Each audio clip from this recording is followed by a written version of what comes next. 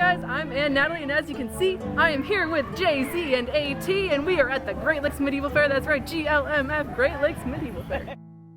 I'm not sure what it is that draws me back to this place every year. Actually, I take that back. I do know. It's the people. I have so many friends here. I became an adult while walking these grounds. This place is family, fun, magic. Some of my friends even went on to become professional entertainers here, including the Rogues of Rafferty. And I never will play the wild river no more, and it's no nay never, no nay never no more. Will I play the wild river no never no more. One more. Over the years, I've had the pleasure of becoming close to some incredible people, including the one and only Johnny Phoenix.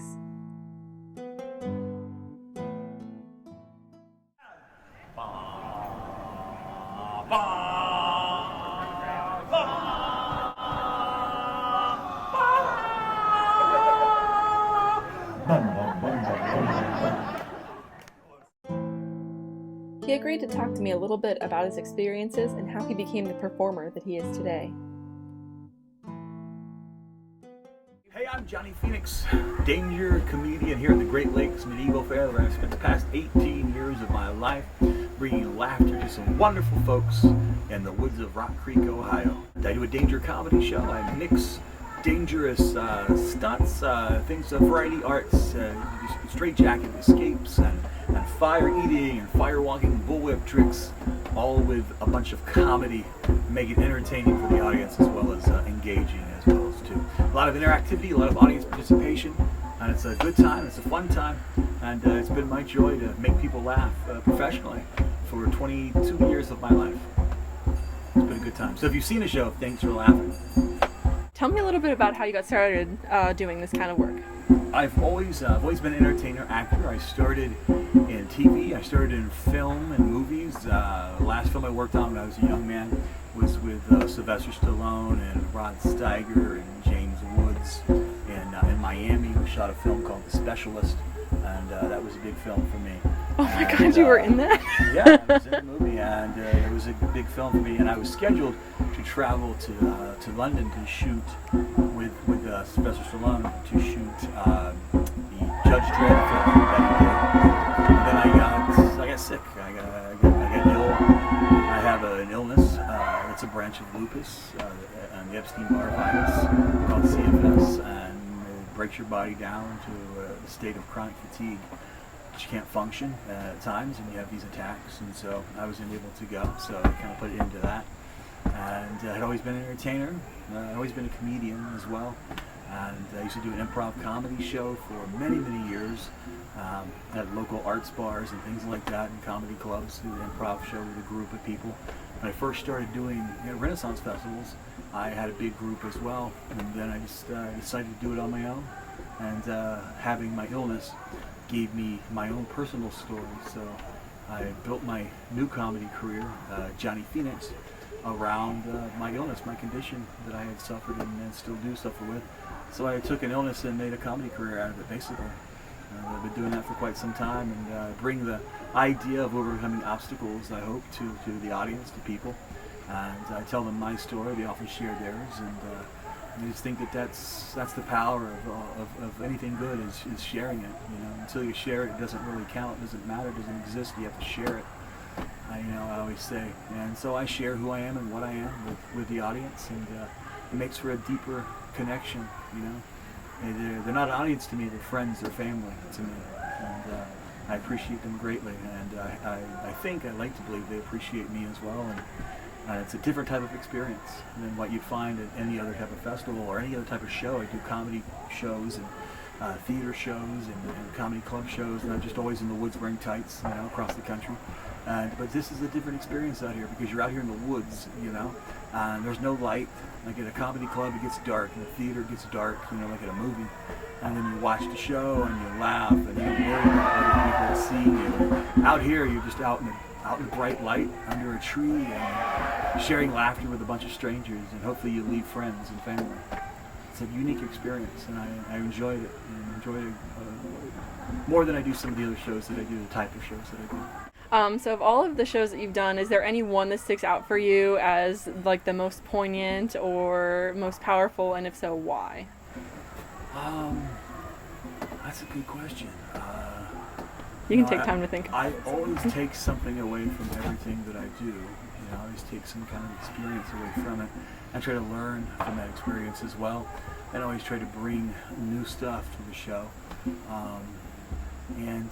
I think powerful, I just, in the firewalking show, and I share my story of not being able to walk and having to rely on my family, my friends, and whatnot to survive, and having my therapy be the fire walk that I do. And it truly was my therapy. I'd walk the fire, and I thought if I could walk the fire, I could overcome any obstacle. And I share that with the audience. And when I do that, they share it with me. I've had a lot of cancer patients and cancer survivors, and people with death and loss in the family, and just people with great tragedies in their own personal life who will come up to me and talk to me after the show, and we share. I met a wonderful girl here this year. She and her boyfriend, a young lady, and she battles with lupus, which is a part of what I have. And she was young, very young, and she was having a hard time understanding it. Her boyfriend was having a hard time understanding her needs with her special condition, and we were able to sit down for about an hour and talk about it and share with her. And she was able to see that she was not alone, that someone else has some of these problems. Until you suffer, it's the same thing. It's kind of hard to understand what it's like to not be able to tie your shoe. My condition affects my central nervous system. It affects my focus. I get very exhausted and fatigued from my condition. When I have attacks, I'll lose my vocabulary. The synopsis just doesn't fire as quickly. It's very hard to get very confused. At times I'm too exhausted and fatigued to even tie my own shoe. And it's really hard. And I spent a lot of time really battling with that. Just the overwhelming feeling, the anxiety of not being able to control yourself and be who you are. And you could throw me in great fits of just anxiety and tears because you can't do something that is just a normal part of life. And now, but with my show and my audience and sharing it, it's become easier from sharing it. And I'm hoping that with sharing with this young lady and with other people, that maybe it's a little easier for them too. It's what you share. And it makes it real. It makes it all worthwhile. I always say, live it, share it, love it. That's what I always say. But yeah, I think it would just be the laughter that we share. That's what I take away. Knowing that it made a difference, maybe. Well, do you have any advice for anyone with a disability or with an illness about how to work through that and overcome that? Never allow yourself to be a victim. Never allow yourself to be a victim. I always tell people that it doesn't define you. It's not who you are. It's just something you have. That's all it is. It's just something you have. That doesn't mean it's who you are. It's going to define certain aspects of your life naturally because there's certain things maybe that you can't do, but there are other things you can do that other people can't. And that's what makes you you. It doesn't define who you are. I turned a comedy career out of an illness for most of my life, so half my life at least. And so find the good in it. Find the good in it and celebrate that. Don't become a victim. Don't wallow in the pity. It's easy to do. It's easy to give in. It really is. But find a good support group as well. Find something you love. Find something you enjoy, and let that define you. Let that define you. You're more than some illness that you have.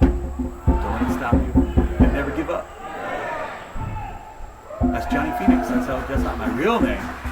Johnny Phoenix. That's how it was created. He was rising up from the ashes. Don't give up. Rise up, carry on. That's Johnny Phoenix. That's the message I share. Through laughter. Great. What shows will you be at for the rest of the year? This is Great Lakes Media Fair in Ohio. This is our 6th weekend, finishing up tomorrow on Sunday, and then we go off to I go off to Minnesota to the Minnesota Renaissance Festival following that for our big show out there. The Minnesota Renaissance Festival outside the Twin Cities in Minneapolis.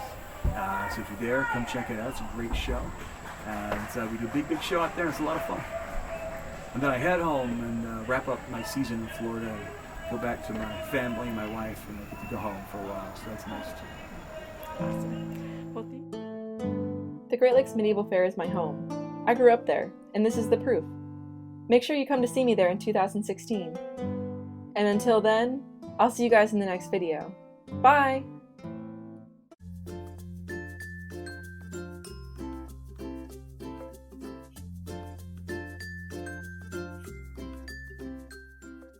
One more time. And it's slowly never, slowly never no more will I play the wild rover. This is why they don't. No, never. That's at the end of the song when you all do it at the same time. No, no. And she was.